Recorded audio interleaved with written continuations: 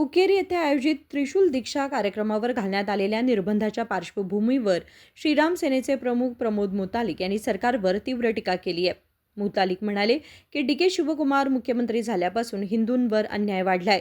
गोहत्या रोखणाऱ्या हिंदू कार्यकर्त्यांवर गुन्हे दाखल केले जात आहेत, तसेच त्यांच्यावर लाठीचार्जही होत असल्याचा आरोप त्यांनी केला.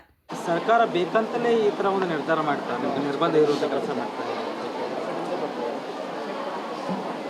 ಇದು ಡಿ ಕೆ ಶಿವಕುಮಾರ್ ಮುಖ್ಯಮಂತ್ರಿ ಆದ ನಂತರ,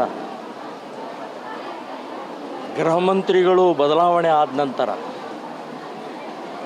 ಹಿಂದೂಗಳ ಮೇಲೆ ದೌರ್ಜನ್ಯ ನಿರಂತರವಾಗಿ ನಡೀತಾ ಇದೆ. ಇವತ್ತು ಇಡೀ ಕರ್ನಾಟಕದಲ್ಲಿ ಗೋಹತ್ಯೆ ತಡೆಯುವಂತಹ ಪ್ರಕ್ರಿಯೆ ಮಾಡಿದಂಥ ಹಿಂದೂ ಕಾರ್ಯಕರ್ತರ ಮೇಲೆ ಕೇಸು, ಲಾಠಿಯೇಟು ನಡೀತಾ ಇದೆ. ಬಾಂಗ್ಲಾದೇಶದ ಮುಸ್ಲಿಮರು ರೈಲ್ವೆ ಸ್ಟೇಷನ್ನಲ್ಲಿ ಹಾವರಾ ಎಕ್ಸ್ಪ್ರೆಸ್ನಲ್ಲಿ, ಅಂದರೆ ಕಲ್ಕತ್ತಾದಿಂದ ನೇರವಾಗಿ ಬಂದರೆ ಅವರು ತಪಾಸಣೆ ಹೋದರೆ ಅಲ್ಲಿ ನಮ್ಮ ಕಾರ್ಯಕರ್ತರ ಮೇಲೆ ಕೇಸ್ ಹಾಕ್ತಾ ಇದ್ದಾರೆ. ಲವ್ ಜಿಹಾದ್ ಪ್ರಕರಣದ ಸಂಬಂಧಪಟ್ಟಾಗೆ ಹಿಂದೂ ಹುಡುಗಿಯರ ರಕ್ಷಣೆ ಮಾಡೋಕ್ಕೆ ಹೋದರೆ ಅಲ್ಲೂ ನಮ್ಮ ಮೇಲೆ ಕೇಸ್ ಹಾಕ್ತಾ ಇದ್ದಾರೆ.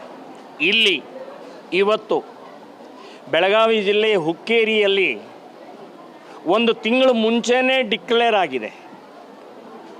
ಇಲ್ಲಿ ತ್ರಿಶೂಲ ದೀಕ್ಷಾ ಮಹಿಳೆಯರ ಸುರಕ್ಷತೆಗೋಸ್ಕರ, ಅವರ ಧೈರ್ಯ ಸ್ಥೈರ್ಯ ಮೂಡಿಸೋಗೋಸ್ಕರ ಒಂದು ಸಾಂಕೇತಿಕವಾದಂಥ ಒಂದು ತ್ರಿಶೂಲವನ್ನು ಕೊಡ್ತೀವಿ ಅಂತನ್ನುವಂಥ ತಿಂಗಳು ಮುಂಚೆನೇ ಡಿಕ್ಲೇರ್ ಆಗಿದೆ. ಪೊಲೀಸ್ ಸ್ಟೇಷನ್ಗೆ ಹೇಳಿದ್ದೀವಿ, ಪೊಲೀಸರು ಅನುಮತಿ ಕೊಟ್ಟಿದ್ದಾರೆ.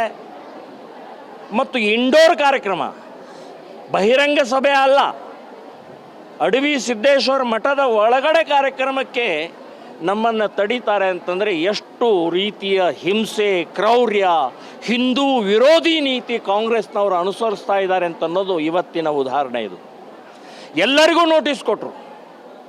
ಆಯುಧ ಅಲ್ಲ ಅದು. 2 ವರ್ಷದಿಂದ ನಾವು ಸುಮಾರು 18 ಕಡೆ ಕಾರ್ಯಕ್ರಮ ಮಾಡಿದ್ದೀವಿ. ಒಂದೂ ಕಡೆಗೆ ಗಲಾಟೆ, ಗಲಭೆ, ಗೊಂದಲ, ಚುಚ್ಚಿದ್ದು ಮಾಡಿದ್ದು ಏನೂ ಆಗಿಲ್ಲ. ಸೊ ಯಾಕೆ ತಡೀತಾ ಇದ್ದಾರೆ? ಸೊಕ್ಕ ಮೇಲೆ ಹಿಂದೂ ದ್ರೋಹಿ ಆಗುವಂಥ ಪ್ರಕ್ರಿಯೆ ನಡೀತಾ ಇರುವಂಥ ಸಹನೆ ಆಗುವುದಿಲ್ಲ ಅಂತ ಅನ್ನೋದು ನೆನಪಿಟ್ಕೊಳ್ಳಿ. ನಾವು ನಮ್ಮ ಹಿಂದೂ ತಾಯಂದಿರನ್ನು, ಹಿಂದೂ ಮಹಿಳೆಯರನ್ನು, ಹಿಂದೂ ಅಕ್ಕ ತಂಗಿಯರನ್ನು ಉಳಿಸುವಂಥ ಈ ಕಾರ್ಯ ನಿಮ್ಮ ಕೇಸುಗಳಿಗೆ, ನಿಮ್ಮ ನೋಟಿಸ್ಗಳಿಗೆ ಹೆದರುವಂಥವರಲ್ಲ. ನಾವು ಇದನ್ನು ಮಾಡೇ ಮಾಡ್ತೀವಿ, ನಮ್ಮ ಅಕ್ಕ ತಂಗಿಯರನ್ನ ಉಳಿಸ್ತೀವಿ ಅಂತನ್ನುವಂಥದ್ದು ಈ ಸಂದರ್ಭದಲ್ಲಿ ಹೇಳ್ತಾ ಇದ್ದೀನಿ. ನೀವು ಮಾಡಿದ ಈ ಕುಕೃತ್ಯಕ್ಕೆ ಖಂಡಿಸ್ತಾ ಇದ್ದೀವಿ, ವಿರೋಧಿಸ್ತಾ ಇದ್ದೀವಿ. ಕೋರ್ಟಿಗೆ ಹೋಗಿ ಕೋರ್ಟ್ ಮೂಲಕ ಮತ್ತೆ ಇದೇ ಕಾರ್ಯಕ್ರಮವನ್ನು ನಾವು ಮಾಡ್ತೀವಿ ಅಂತನ್ನುವಂಥದ್ದು ಹೇಳ್ತಾ ಇದ್ದೀವಿ. ಇದು ಯಾವ ಅಜೆಂಡಾ ಅಂತಂದರೆ, ಅಂದ್ರೆ ತ್ರಿಶೂಲ ದೀಕ್ಷೆ ಅಂತಂದರೆ ಇದು ಯಾವ ಅಜೆಂಡಾ, ಏನು ಪ್ರಕ್ರಿಯೆ ಅನ್ನೋದು? ಒಂದು ಮುಸ್ಲಿಮರು ಪ್ರೀತಿ ಪ್ರೇಮದ ಹೆಸರಿನಲ್ಲಿ ನಮ್ಮ ಹಿಂದೂ ಹುಡುಗಿಯರನ್ನು ವರ್ಷಕ್ಕೆ 10 ಲಕ್ಷ ನಮ್ಮ ಹಿಂದೂ ಹುಡುಗಿಯರ ಲವ್ ಜಿಹಾದಿಗೆ ಬಲಿಯಾಗ್ತಾ ಇದ್ದಾರೆ. ವರ್ಷಕ್ಕೆ 10 ಲಕ್ಷ ಅಂತಂದರೆ ಒಂದು ಮಗು ಆದರೆ ವರ್ಷಕ್ಕೆ 20 ಲಕ್ಷ ಆಯಿತು. ಡಬಲ್ ಆಗ್ತಾ ಹೋಗ್ತಾರೆ. ಜನಸಂಖ್ಯೆ ಜಾಸ್ತಿ ಆದ ನಂತರ ಏನೇನಾಗುತ್ತೆ ಅಂತನ್ನುವಂಥದ್ದು ಗೊತ್ತಿದೆ. ಸಂವಿಧಾನ ಉಳಿಯೋದಿಲ್ಲ, ಹಿಂದೂಗಳು ಉಳಿಯೋದಿಲ್ಲ, ದೇವಸ್ಥಾನ ಉಳಿಯೋದಿಲ್ಲ, ನಮ್ಮ ಹಿಂದೂ ಹೆಣ್ಣು ಮಕ್ಕಳ ಮೇಲೆ ಅತ್ಯಾಚಾರ ನಿರಂತರವಾಗಿ ನಡೆಯುತ್ತೆ ಅಂತನ್ನುವಂಥದ್ದು ಇತಿಹಾಸ ಹೇಳುತ್ತೆ. ಸೊ ಹಾಗಾಗಿ ನಾವು ಈ ಮಹಿಳೆಯರ ಸುರಕ್ಷತೆಗೋಸ್ಕರ, ಧೈರ್ಯ ಸ್ಥೈರ್ಯ ಮೂಡಿಸೋಗೋಸ್ಕರನೇ ಒಂದು ಸಾಂಕೇತಿಕವಾದಂಥ ತ್ರಿಶೂಲವನ್ನು ಕೊಡುವಂಥ ನಿರ್ಧಾರವನ್ನು ಮಾಡಿದ್ದೀವಿ ನಾವು. ಅನ್ಯ ಧರ್ಮಗಳು ಇಲ್ವಾ? ಬೇರೆ ಧರ್ಮಗಳು ಲವ್ ಪ್ರಕರಣಗಳು ಆಗ್ತಾ ಇಲ್ಲ ನೋಡಿ. ಮುಸ್ಲಿಮರದ್ದು ಯಾಕೆ ಅಂತಂದರೆ, ನಾವು ಬೇರೆ ಬೇರೆ ರೀತಿಯ ಪ್ರೀತಿ ಅಲ್ಲ, ಅದೊಂದು ನಾಟಕ. ಅದು ಮತಾಂತರ ಅನ್ನುವಂಥ ಪ್ರಕ್ರಿಯೆಗೋಸ್ಕರನೇ ಇವತ್ತು ಮುಸ್ಲಿಂ ಕ್ರಿಶ್ಚಿಯನ್ರು ಈ ರೀತಿಯ ನಾಟಕವನ್ನು ಆಡ್ತಾ ಇದ್ದಾರೆ.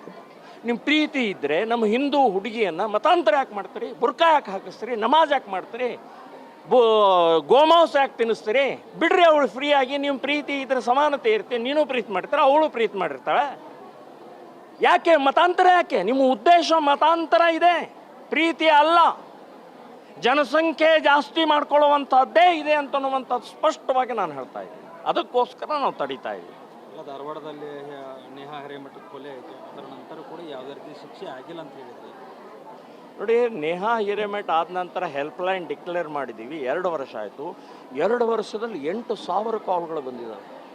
8,000 ಕಾಲ್ಗಳು ಅಂತಂದರೆ ಎಷ್ಟು ದೊಡ್ಡ ವೈರಸ್ ಇದೆ, ಎಷ್ಟು ದೊಡ್ಡ ಪ್ರಮಾಣದಲ್ಲಿ ಕ್ಯಾನ್ಸರ್ ಹರಡ್ತಾ ಇದೆ ಇದು ಅಂತನ್ನುವಂಥದ್ದು ಕಲ್ಪನೆ ಮಾಡ್ಕೊಳ್ಳಿ.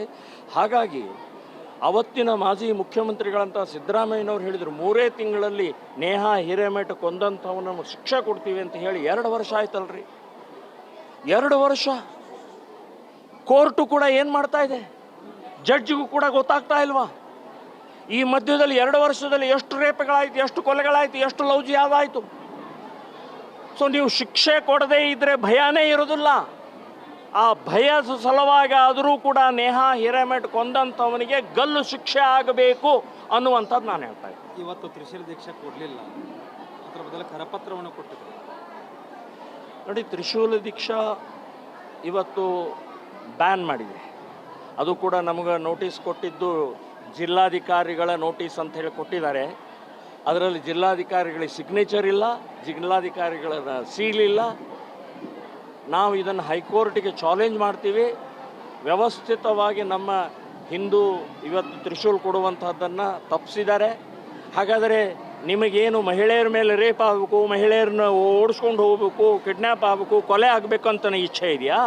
ಸುರಕ್ಷತೆ ಬೇಡವಾ? ಹಾಗಾದರೆ ಕಾಂಗ್ರೆಸ್ ಸರ್ಕಾರಕ್ಕೆ ಪೊಲೀಸರಿಗೂ ಬೇಡವಾ ನಿಮಗೆ? ನಿಮ್ಮ ಮನೆಯಲ್ಲೂ ಹೆಣ್ಮಕ್ಳಿದಾರಲ್ಲ. ಸೊ ಇದನ್ನೆಲ್ಲವನ್ನು ಯೋಚನೆ ಮಾಡಿ ನಾನು ಹೇಳ್ತೀನಿ, ಕೋರ್ಟ್ ಮೂಲಕನೇ ಮತ್ತೆ ನಾವು ಇದನ್ನು ವಿತರಣೆ ಕಾರ್ಯಕ್ರಮವನ್ನು ಮಾಡ್ತೀವಿ ಅಂತನ್ನುವಂಥದ್ದು ಹೇಳ್ತೀವಿ. ನಮ್ಮ ರಾಜ್ಯದಲ್ಲಿ ಅಕ್ರಮ ನುಸುಳುಕೋರರು ಹೆಚ್ಚಾಗ್ತಿದ್ದಾರೆ. ಇದ್ರ ಬಗ್ಗೆ ತಾವು ಏನು? ನೋಡಿ, ನನ್ನ ಅಂದಾಜಿನ ಪ್ರಕಾರ ಮತ್ತು ಮಾಜಿ ಮುಖ್ಯಮಂತ್ರಿಗಳಾದಂಥ ಕುಮಾರಸ್ವಾಮಿಯವರ ಸರ್ವೆ ಪ್ರಕಾರ ಸುಮಾರು 25 ಲಕ್ಷ ಜನ ಆಲ್ರೆಡಿ ನಮ್ಮ ಕರ್ನಾಟಕದಲ್ಲಿ ಬಂಗ್ಲಾ ಮುಸ್ಲಿಮರು ಬೇರೆ ಬೇರೆ ಹೆಸರಿನಲ್ಲಿ ಫೇಕ್ ಡಾಕ್ಯುಮೆಂಟ್ ತಗೊಂಡು, ಆಧಾರ್ ಕಾರ್ಡ್ ಫೇಕ್ ತಗೊಂಡು ಇವತ್ತು ಕಾರ್ಮಿಕರಾಗಿ, ರೈತರಾಗಿ ಅಥವಾ ಹೋಟೆಲ್ನಲ್ಲಿ ಕೆಲಸಗಾರರಾಗಿ, ಹೀಗೆ ಕಟ್ಟಡದ ಕಾರ್ಮಿಕರಾಗಿ ಇಸ್ಟೇಟ್ಗಳಲ್ಲಿ ಕೆಲಸ ಮಾಡಿ ಇವತ್ತು ಮಾಡ್ತಾ ಇರುವಂಥದ್ದು ಗಮನಕ್ಕೆ ಬಂದಿದೆ. ಅದರ ವಿರುದ್ಧವೂ ಕೂಡ ಹೋರಾಟವನ್ನು ಮಾಡ್ತಾ ಇದ್ದೀವಿ, ಸರ್ವೆ ಮಾಡಿದ್ದೀವಿ. ಸೊ ಅದರ ಮುಂದಿನ ಗೃಹ ಮಂತ್ರಿ ಒಂದು ಮನವಿ ಕೊಟ್ಟು, ವರದಿ ಕೊಟ್ಟು ಇವರನ್ನು ನೀವು ಹೊರಗೆ ಹಾಕ್ತಿರೋ ಅಥವಾ ನಾವು ಹೊರಗೆ ಹಾಕಬೇಕು ಅಂತನ್ನುವಂಥದ್ದು ನಿರ್ಧಾರ ಮಾಡುವಂಥದ್ದು निश्चय ಮಾಡಿದ್ದೀವಿ. राज्यात बेकायदेशीरपणे राहणाऱ्या बांगलादेशी नागरिकांविषयी त्यांनी चिंता व्यक्त करत या संदर्भात सरकारला अहवाल दिल्याचे सांगितले. दरम्यान या कार्यक्रमावर घालण्यात आलेल्या बंदीविरोधात न्यायालयात जाणार असल्याचे त्यांनी स्पष्ट केले. उदय होसमनी, KMM मराठी, चिक्कोडी.